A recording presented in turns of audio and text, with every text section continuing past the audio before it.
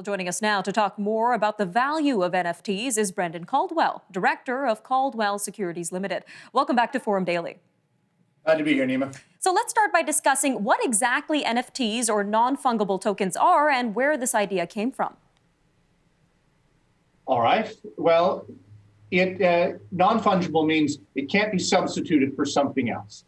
So different than a Bitcoin and the digital currencies that you and I have talked about. One Ethereum is, one Ether token is the same as another. One digital currency is the same as another. One Bitcoin is the same as another. But these non-fungible tokens are unique. They're unique to a particular moment in time, a particular sporting event, a particular piece of digital art. Now, there might be 1,000, 1,500 of them, but they are, they're number 947 or number 263 of the 1,500 that exist. You know that exactly the one you have and exactly what it relates to. This, for example, moment of LeBron James dunking over the competition. So how does investing in a particular NFT work, Brendan?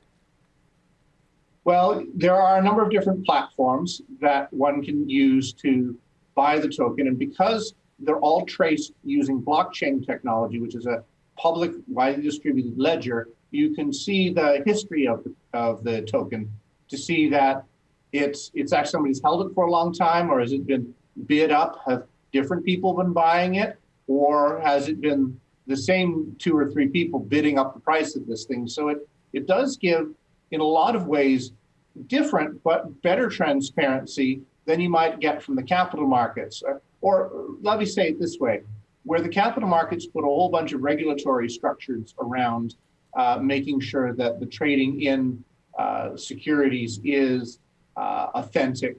What the blockchain technology is able to do for non-fungible tokens and other types of digital assets is by allowing people themselves to look behind where the trading of this token has actually been to provide their own level of authenticity for it.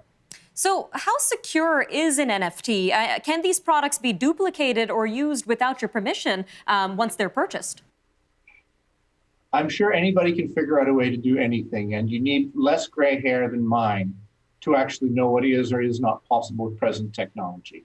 And with the technology that is likely to, may come in the future, quantum technology, it might be that the whole way we think about internet security needs to change. But that having been said, yes, as with Bitcoin or other digital currencies, there is protection on the token that you actually have. So you have this moment in time for LeBron, you have this piece of digital art.